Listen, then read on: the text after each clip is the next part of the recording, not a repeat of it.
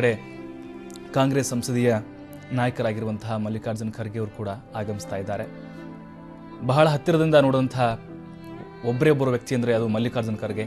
ಸುಮಾರು 50 ವರ್ಷಗಳ ನಿರಂತರ ಸ್ನೇಹ ಅವರಿಬ್ಬರದು.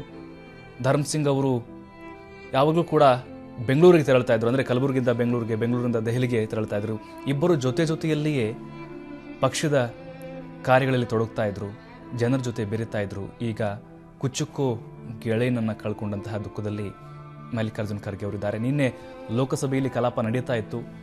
ಆ ಸಂದರ್ಭದಲ್ಲಿ ಅವರಿಗೆ ಏಕಾಏಕಿ ಒಂದು ಆಘಾತಕಾರಿ ವಿಷಯ ತಿಳಿಯುತ್ತೆ. ಆಗ ಒಂದು ಕಡೆ ಶಾಕ್ ಆಗ್ತಾರೆ, ಆನಂತರ ಕಂಬನಿ ಮಿಡಿತಾರೆ, ಅಲ್ಲಿಂದ ಭಾವುಕದ ಮಾತುಗಳನ್ನು ಆಡ್ತಾರೆ. ಈಗ ಅವ್ರು ನಿಜಕ್ಕೂ ಊಹೆ ಮಾಡೋಕ್ಕೂ ಸಾಧ್ಯವಾಗುವುದಿಲ್ಲ, ಆ ಥರದ ಒಂದು ಆಘಾತಕ್ಕೊಳಗಾಗಿದ್ದಾರೆ. 50 ವರ್ಷಗಳ ನಿರಂತರ ಸ್ನೇಹ ಮಲ್ಲಿಕಾರ್ಜುನ್ ಖರ್ಗೆ ಹಾಗೆ ಧರ್ಮ್ ಸಿಂಗ್ ಅವ್ರದ್ದು. ಇಬ್ಬರೂ ಕೂಡ ಅಷ್ಟೇ ವ್ಯಕ್ತಿತ್ವವನ್ನು ಹೊಂದಿರುವಂಥವರು.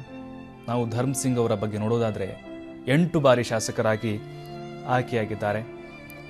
ಕಾಂಗ್ರೆಸ್ನ ಸಂಸದೀಯ ನಾಯಕರಾಗಿರುವಂತಹ ಮಲ್ಲಿಕಾರ್ಜುನ್ ಖರ್ಗೆ ಅವರು ದೆಹಲಿಯಿಂದ ವಿಶೇಷ ವಿಮಾನದ ಮೂಲಕ ಬಂದು ಅಲ್ಲಿ ಕಲಬುರಗಿಯ ಅಂತಿಮ ದರ್ಶನವನ್ನು ಪಡಿತಾ ಇದ್ದಾರೆ. ಮುಖ್ಯವಾಗಿ ಮಲ್ಲಿಕಾರ್ಜುನ್ ಖರ್ಗೆ ಅವರು ಹಾಗೆ ಇವರು ಸಮಕಾಲೀನವರು. ಅಂದರೆ ಯಾವುದೇ ಒಂದು ಕಾರ್ಯಗಳಿಗೆ ಬೆಂಗಳೂರು ರಾಜಧಾನಿಗೆ ಬರಬೇಕಾಗಿತ್ತು, ಗುಲ್ಬರ್ಗದಿಂದ ಬೆಂಗಳೂರಿಗೆ, ಬೆಂಗಳೂರಿಂದ ದೆಹಲಿಗೆ ತೆರಳ್ತಾ ಇದ್ರು. ಇಬ್ಬರು ಕೂಡ ಕೆಲವೊಂದು ಕಾರ್ಯಕರ್ತರು ಅವರ ಒಂದು ಆಪ್ತರು ಕೇಳ್ತಾ ಇದ್ರು, ಖರ್ಗೆ ಅವರು ಒಬ್ಬರೇ ಬಂದರೆ ಧರ್ಮ್ ಸಿಂಗ್ ಅವರು ಎಲ್ಲಿ ಅಂತ, ಧರ್ಮ್ ಸಿಂಗ್ ಒಬ್ಬರೇ ಬಂದರೆ ಖರ್ಗೆ ಅವರು ಎಲ್ಲಿ ಅಂತ. ಹೀಗೆ ಅವರ ಅನ್ಯೋನ್ಯ ಬಾಂಧವ್ಯ ಇತ್ತು. ಈಗ ಮಲ್ಲಿಕಾರ್ಜುನ್ ಖರ್ಗೆ ಅವರು ನಾವು ನೋಡ್ತಾ ಇದ್ದೀವಿ, ಅವರ ಮುಖದಲ್ಲಿ ಆ ಒಂದು ಮಡುಗಟ್ಟಿದ ಮೌನವಾಗಿದೆ. ಅವರ ಕುಟುಂಬಸ್ಥರಿಗೆ ಸಾಂತ್ವನ ಕೂಡ ಹೇಳ್ತಾ ಇದ್ದಾರೆ.